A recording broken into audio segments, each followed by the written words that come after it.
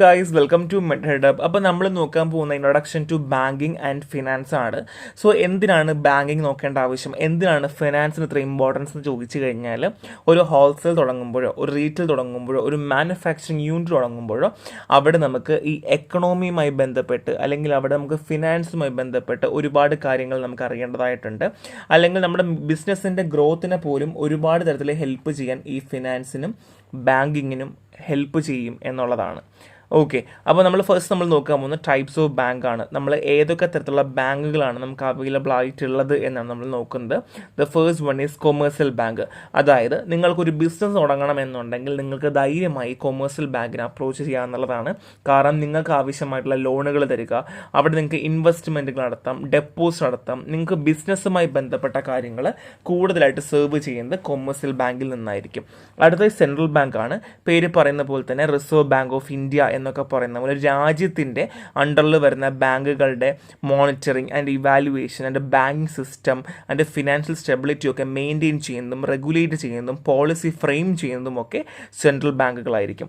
അടുത്ത കോപ്പറേറ്റീവ് ബാങ്കാണ്. Normally cooperative bank എന്ന് പറയുന്നത് ഒരു ലോക്കൽ കമ്മ്യൂണിറ്റിയോ അല്ലെങ്കിൽ കുറച്ച് മെമ്പേഴ്സുകളോ അല്ലെങ്കിൽ സ്മോൾ സ്കെയിൽ ബിസിനസ്സൊക്കെ അല്ലെങ്കിൽ അതിൽ വരുന്ന കുറച്ച് കമ്മ്യൂണിറ്റി ചേർന്ന ആൾക്കാരുകൾ ചേർന്ന് നടത്തുന്ന സഹകരണ മേഖലയാണ്, അല്ലെങ്കിൽ സഹകരണ മേഖലയുടെ ഒരു ഭാഗമാണ് കോപ്പറേറ്റീവ് ബാങ്ക് എന്ന് പറഞ്ഞാൽ.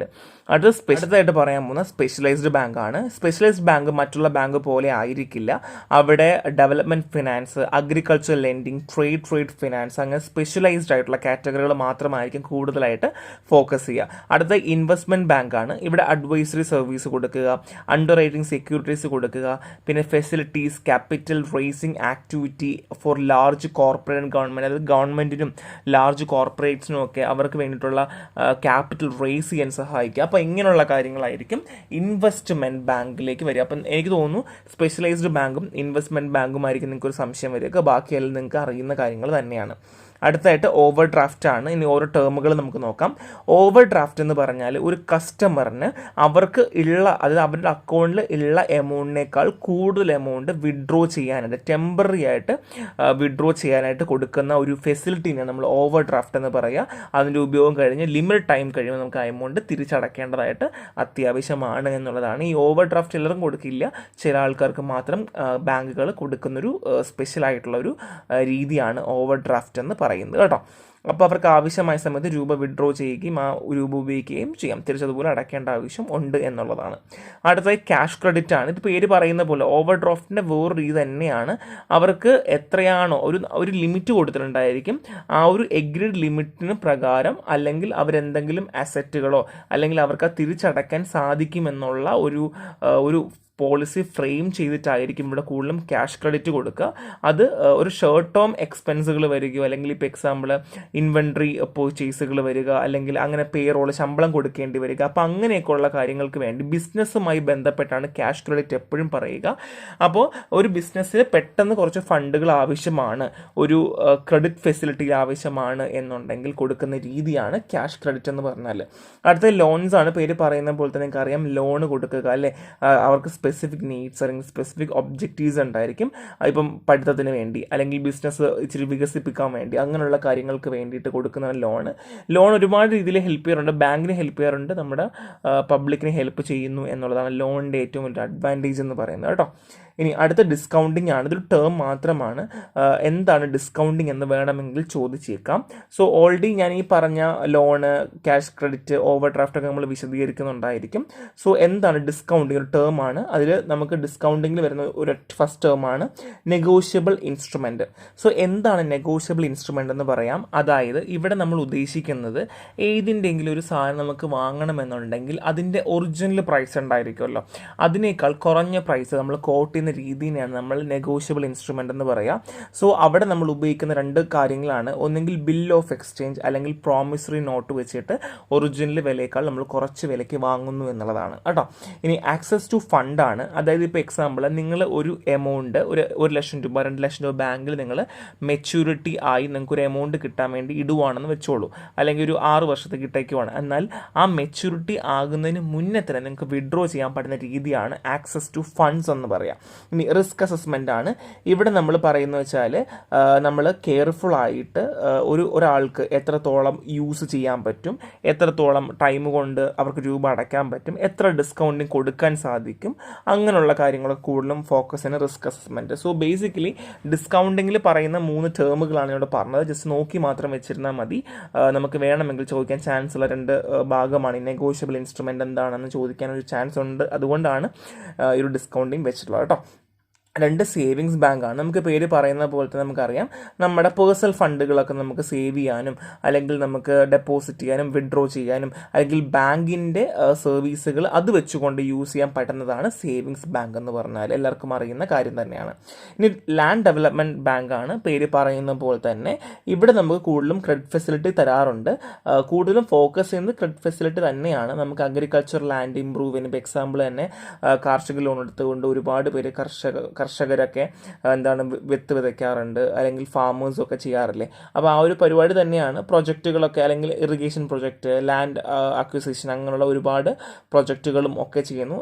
ബേസിക്കലി അഗ്രികൾച്ചറുമായി ബന്ധപ്പെട്ട് വരുന്നൊരു ഭാഗം തന്നെയാണ് ലാൻഡ് ഡെവലപ്മെൻറ്റ് ബാങ്ക് എന്ന് പറഞ്ഞത് കേട്ടോ.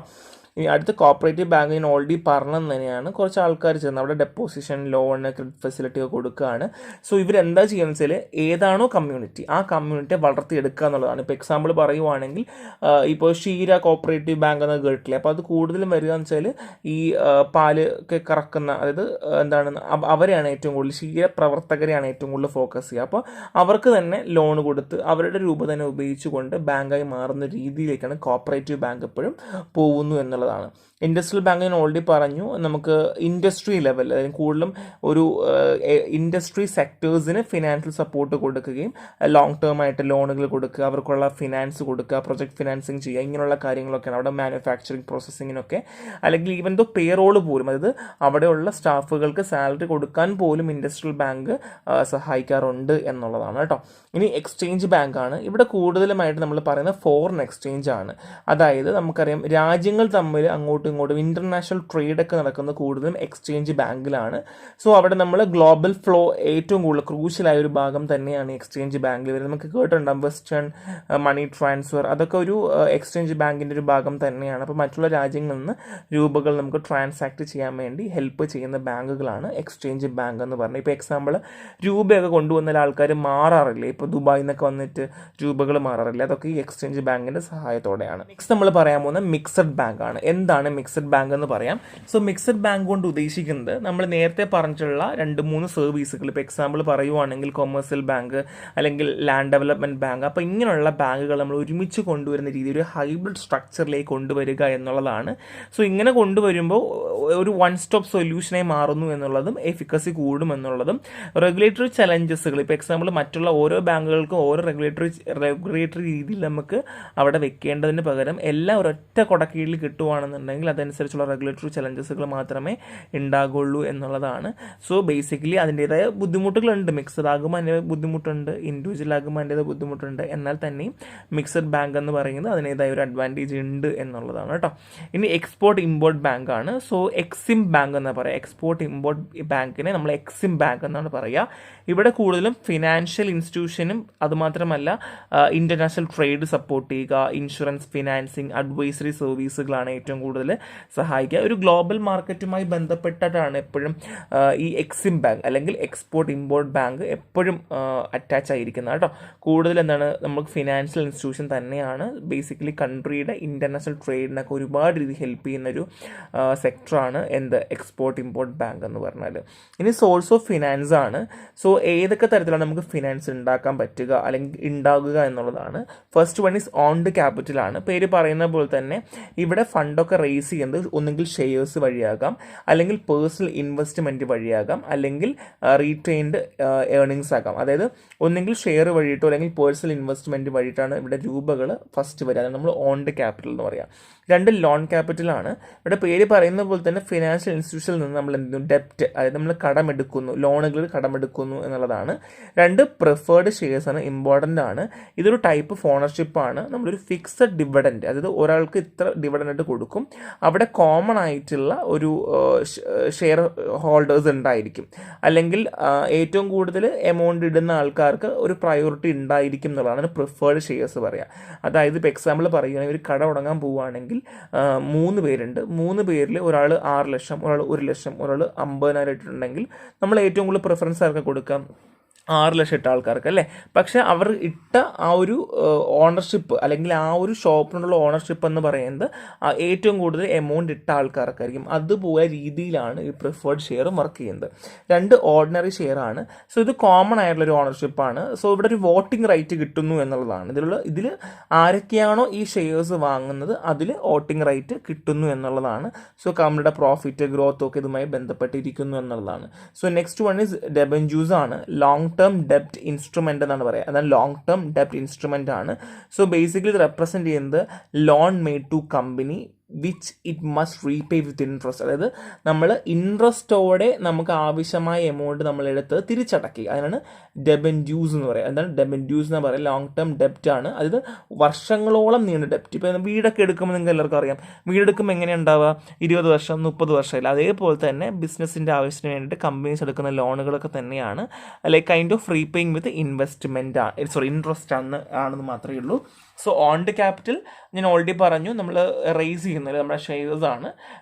ലോൺ ക്യാപിൽ ലോൺ എടുക്കുന്നു എന്നുള്ളതാണ്. പ്രിഫേർഡ് ഷെയർ എന്താ പറഞ്ഞാൽ അവിടെ എന്ന് വെച്ചാൽ ഒരു ഫിക്സഡ് ആയിട്ട് ഡിവിഡൻഡ് ഉണ്ടാവും, അല്ലെങ്കിൽ ഫിക്സഡ് ആയിട്ടൊരു എമൗണ്ട് അവരിടുന്നുണ്ടാവും. സോ പ്രയോറിറ്റി ഏറ്റവും കൂടുതൽ ഇടുന്ന അല്ലെങ്കിൽ common share holders with even of liquidation ഏറ്റവും കൂടുതൽ ഇടുന്ന ആൾക്കാർക്ക് തന്നെയാണ് എപ്പോഴും പ്രയോറിറ്റി കൊടുക്കേണ്ടത്. ഓർഡിനറി ഷെയർസ് എന്ന് പറഞ്ഞാൽ വോട്ടിംഗ് റൈറ്റ് കിട്ടുന്നു എന്നുള്ളതാണ്. ആൻഡ് ഡെബിൻ ലോങ് ടേം ഡെപ്റ്റ് ഇൻസ്ട്രുമെൻ്റ് ആണ്. സോ ഇനി ഫിനാൻഷ്യൽ ഇൻസ്റ്റിറ്റ്യൂഷൻസ് ആണ്. ഏതൊക്കെയാണ് നമുക്ക് അവൈലബിൾ ആയിട്ടുള്ള ഫിനാൻഷ്യൽ ഇൻസ്റ്റിറ്റ്യൂഷൻ എന്ന് പറയാം. The first one is IFSHI. So the industrial finance corporation of India ആണ്. സോ ലോങ് ടേം ഫിനാൻസ് കൊടുക്കുക, അഡ്വൈസറി സർവീസുകൾ കൊടുക്കുക, ഇൻഡസ്ട്രീസിന് കൊടുക്കുക എന്നുള്ളതാണ് IFCIക്ക് ഒരു ഇമ്പോർട്ടൻറ്റ് എയിം എന്ന് പറഞ്ഞാൽ. ഇനി IDBI ആണ്, industrial development bank of India ആണ്. സോ ഇവിടെ ബേസിക്കലി ഇവിടെയും ഫിനാൻസ് തന്നെയാണ് അവർ ചെയ്യുക, പക്ഷേ കൂടുതലും ഇൻഡസ്ട്രി ഡെവലപ്മെൻറ്റ്, രാജ്യവുമായി ബന്ധപ്പെട്ട് ഇൻഡസ്ട്രിയൽ ഡെവലപ്മെൻറ്റാണ് IDBI കൂടുതലും ഫോക്കസ് ചെയ്യുക. പിന്നെ കൊളാബറേഷൻസ് ഉണ്ട്, ഒരുപാട് ഫിനാൻഷ്യൽ ഇൻസ്റ്റിറ്റ്യൂഷൻസ് പല ആൾക്കാരുമായിട്ട്, ഇപ്പോൾ എക്സാമ്പിൾ പറയുവാണെങ്കിൽ പല പ്രൊജക്റ്റുകളുമായിട്ട് എപ്പോഴും കൊളാബറേറ്റ് ചെയ്യാറുണ്ട്, അല്ലെങ്കിൽ പല ഇൻവെസ്റ്റ്മെൻറ്റായിട്ട് കൊളാബറേറ്റ് ചെയ്യാറുണ്ട്. അതൊക്കെ നമ്മൾ ഒരുപാട് രീതിയിൽ ഹെൽപ്പ് ചെയ്യുന്നതാണ് കേട്ടോ. അപ്പോൾ IFCIയും IDBIയും നിങ്ങൾ നോക്കി വെക്കുക, ഇമ്പോർട്ടൻ്റ് ആണ്. അതിൻ്റേതായ ഒരു വാല്യൂ ഉണ്ട്. സോ IFCൻ്റെ എക്സ്പാൻഷൻ പഠിക്കുക, IDB പഠിക്കുക, അവരെന്താ ഫോക്കസ് ചെയ്യുന്നത്? രണ്ടും ഇൻഡസ്ട്രി തന്നെയാണ്, എന്നാൽ തന്നെ IDBI കൂടുതലും ഡെവലപ്മെൻറ്റ് ഓഫ് കൺട്രിയും, എന്നാൽ IFC എന്ന് പറയുന്നത് long term finance and advisory body ആയിട്ട് വർക്ക് ചെയ്യുന്നു എന്നുള്ളതാണ് കേട്ടോ. ഡെവലപ്മെൻറ്റ് തന്നെയാണ്. സോ ഇത്രയും നിങ്ങൾ നോക്കി വെക്കുക, ഇമ്പോർട്ടൻ്റ് ആണ്. സോ നെക്സ്റ്റ് കാണാം, ബൈ.